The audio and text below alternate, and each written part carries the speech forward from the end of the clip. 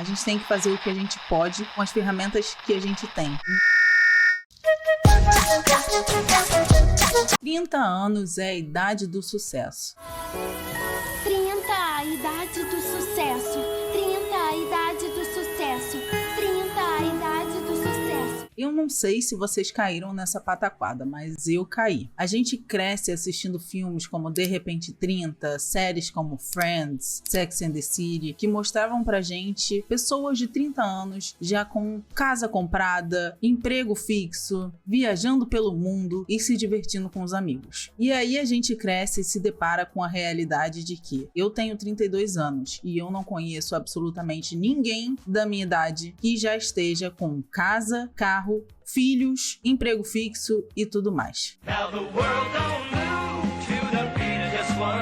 Ou seja, a gente foi enganado pelos filmes a acreditar que com essa idade a gente já teria tudo isso. Acontece que a gente não sabia que o capitalismo tardio ia chegar. E aí tudo que nos foi prometido nos filmes não foi entregado para toda uma geração. Pensando no meu caso, por exemplo, eu tenho 32 anos. Eu não tenho casa própria, eu não tenho carro, eu sou autônoma, eu não tenho filhos e eu tô com uma faculdade incompleta. Então não, tá bom, mas como é que eu cheguei até aqui? E o que deu errado no caminho? Bom, como vocês já sabem, eu morei até os meus 12 anos de idade numa cidade chamada São Lourenço, no interior de Minas Gerais. Isso fez com que a minha educação no ensino fundamental não fosse das melhores. E aí com 12 anos meus pais se separaram e aí eu vim para a cidade grande, para o Rio de Janeiro. Desde aí eu já comecei a sentir a diferença entre o ensino que eu tive lá em São Lourenço para o ensino que eu ia receber aqui no Rio de Janeiro. E os problemas de aprendizado começaram daí. Na escola a gente sempre fica especulando como é que vai ser a nossa vida no futuro, né? E eu achava que com 18 anos eu já ia estar entrando na faculdade e com a minha vida ganha, porque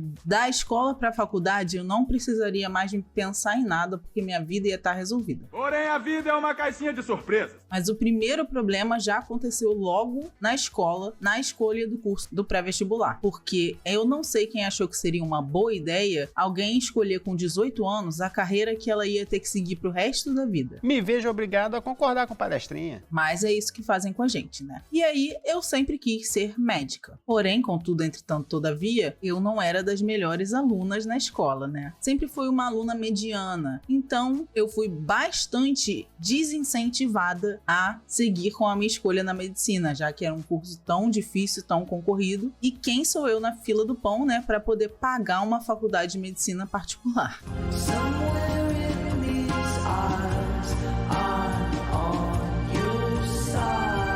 Diante disso tudo, eu comecei a me sentir insegura para passar para o vestibular de medicina. Obviamente, fui desencorajada de várias maneiras e fui procurar uma solução alternativa e que desse para encaixar nas minhas expectativas. E aí, por isso, eu resolvi que eu ia fazer nutrição, porque eu achei que ia ser o mais próximo da medicina que eu ia chegar nessa vida. Enfim, prestei pré-vestibular para nutrição, deixei a medicina como segunda opção, mas eu sabia que não ia rolar. E aí eu passei para nutrição na UERJ, no ano de 2011. Desde o primeiro período da faculdade, eu ficava me questionando se essa era a escolha certa que eu estava fazendo, porque eu não estava gostando das matérias do curso, eu não estava me interessando, mas eu fui seguindo. Eu fui seguindo porque me incentivaram a seguir para ver como era melhor o curso, e eu fui seguindo. Mesmo não gostando, continuei empurrando com a barriga até o último ano da faculdade, que era um ano que a gente não tinha mais matéria, então a gente só ia fazer estágio. E aí eu ia fazer estágio no Hospital Universitário Pedro Ernesto. E aí, obviamente, na minha cabeça inocente, eu pensei, bom, se for para eu gostar do curso de nutrição, vai ser agora, que eu vou estudar nutrição hospitalar, e como eu sempre quis medicina, eu achava que isso ia ser o mais próximo que eu ia conseguir chegar. E mais uma vez eu tive uma enorme decepção, porque obviamente entre médicos e nutricionistas, quem vocês acham que vai ser mais valorizado? Então o estágio de nutrição no hospital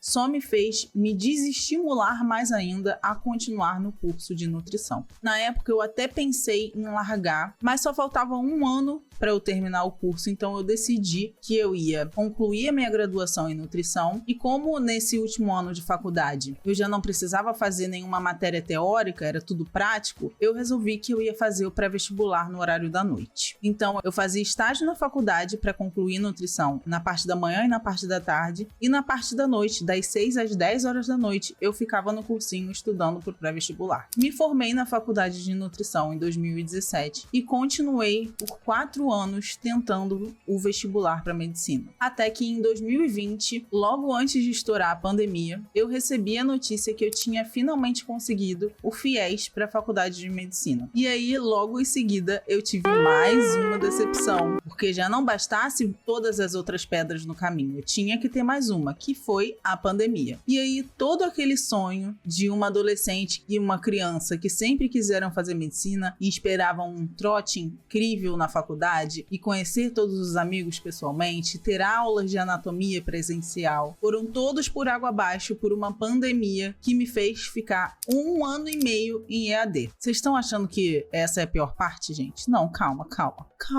que vai piorar. Como eu sou do Rio e eu tinha passado por uma faculdade de medicina lá de São Paulo, os meus planos sempre foram pedir a transferência. Só que, como eu tenho FIES e o filho da puta do Bolsonaro instituiu um projeto de lei que não permite mais que pessoas transfiram a faculdade sem ter nota de corte, ou seja, agora você precisa passar por um segundo vestibular se você quiser transferir a sua matrícula da faculdade. E aí, como eu tenho FIES, ocorreu um erro na hora de transferir o meu FIES da faculdade de São Paulo para a faculdade do Rio. Um erro que foi do site da Caixa, um erro a qual eu não tenho a menor responsabilidade. E que eu já estou há quase 3 anos com um processo na justiça para tentar essa transferência do meu FIES da faculdade de São Paulo para a faculdade do Rio. Fora advogado que me passou a perna e outras questões que tiveram no caminho, eu sigo com a minha faculdade trancada e tudo isso poderia ser resolvido com dinheiro. Enfim, o capitalismo. Com tudo isso, aos 31 anos de idade, eu tive que resgatar a nutrição, que eu nem tinha começado a atuar, porque eu sempre quis medicina. E logo que eu terminei a nutrição, eu foquei em só estudar pro vestibular para poder passar. E aí, depois que eu entrei na faculdade de medicina, eu não achei que eu ia precisar da nutrição para mais nada. E com toda essa situação, eu tive que repensar toda a minha vida, repensar toda a estratégia que eu tinha planejado aos 31 anos de idade. E hoje, aos 32 anos de idade, eu sou nutricionista do Sameca com muito orgulho, eu tenho muito orgulho de fazer parte disso tudo. Eu tenho aqui o canal do YouTube e eu tô ainda estruturando a minha vida de passinho em passinho, aos pouquinhos, e aos 32 anos de idade, eu não tenho casa própria, eu não tenho carro, eu não tenho filhos e eu tenho uma graduação incompleta ainda para terminar. Mas uma coisa que eu tenho é dívidas. Isso aí eu tenho de sobra. Mas o que eu quero dizer com tudo isso? O que eu quero dizer com tudo isso é que tá tudo bem você ter 30 anos e você não estar com a sua vida estruturada. Tá tudo bem você estar com 30 anos e você não ter um emprego fixo. Tá tudo bem você estar com 30 anos e não ter sua casa própria, não ter seu carro. Tá tudo bem você com 30 anos tá passando por qualquer tipo de dificuldade e não estar no lugar onde você idealizou que você estaria aos 30 anos. A gente vive numa sociedade que cobra posições da gente o tempo inteiro. Então eu, como uma mulher de 32 anos, sou constantemente lembrada de que já tá na hora de eu ter filho, de que daqui a pouco o meu organismo já não tá mais o melhor para ter filho. E aí, como fica a minha cabeça diante de todas essas situações que eu acabei de contar para vocês e que eu não tenho como, que hoje em dia eu estou caminhando para me sustentar, caminhando para dar a melhor qualidade de vida para mim e para minha família. Eu não posso nem imaginar ter um filho agora. Eu não conseguiria, eu não teria condições de dar uma vida digna para essa criança. Então o que eu quero dizer com esse vídeo, que eu quero que vocês saiam daqui com essa ideia na cabeça, é que tá tudo bem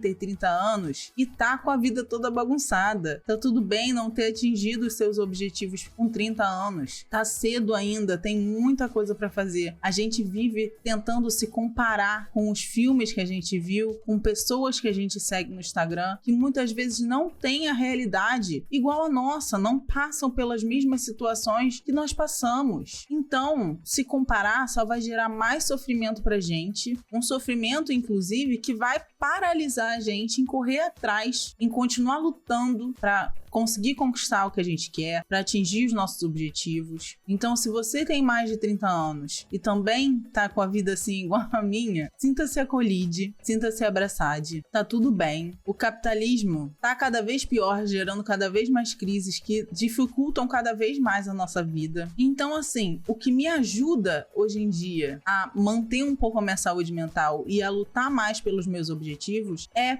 principalmente a organização do meu ódio, que hoje em dia eu direciono o meu ódio no Sameca, eu tô lá organizado com outros profissionais da minha área, outros profissionais da saúde, onde eu posso desabafar, colocar para fora as minhas angústias e dividir com eles que também sentem as mesmas angústias do que eu. Além disso, eu cuido da minha saúde mental, então eu faço terapia, o que me ajuda muito também. Outras coisas ainda não são possíveis, como fazer exercício físico, que é uma coisa que eu quero começar esse ano, me alimentar melhor. São coisas que ainda existem impedimentos financeiros que não me permitem que eu faça isso da melhor maneira. E tá tudo bem, a gente tem que fazer o que a gente pode com as ferramentas que a gente tem. Não ficar criando cenários alternativos em que tá tudo certo, em que tudo vai estar minimamente calculado para dar certo, porque a gente sabe que a vida não é assim e que as coisas muitas vezes, na maioria das vezes, não saem conforme a gente planejou. E pra gente não surtar, a gente tem que lidar com isso da melhor forma. E organizar o ódio, cuidar da saúde mental, cuidar da saúde física, são os caminhos, não só pra gente cuidar da gente nesse mundo tão doido, como pra gente superar o capitalismo, que é quem gera a maioria desses problemas, né? Inclusive a expectativa de que nós aos 30 anos tenhamos sucesso e sejamos igual às pessoas de 30 anos dos filmes. Só que nós não somos atores de filmes de Hollywood. E era esse o recado que eu queria dar no vídeo de hoje. Eu espero que vocês tenham gostado desse formato diferente. Se você gostou desse vídeo, já deixa o like. Comenta aqui embaixo se você gostou desse novo formato. Comenta algum assunto que você gostaria que eu falasse dessa mesma forma que eu falei aqui hoje. Se inscreve no canal se você ainda não é inscrito. Ativa o sininho para não perder nenhum conteúdo novo. E se você gosta do meu trabalho, considere ser membro aqui do canal, contribuir a partir do Apoia-se ou pelo Pix que tá aqui na tela, para me ajudar a ter uma vida um pouquinho menos insalubre. E é isso, gente. Beijos, até o próximo.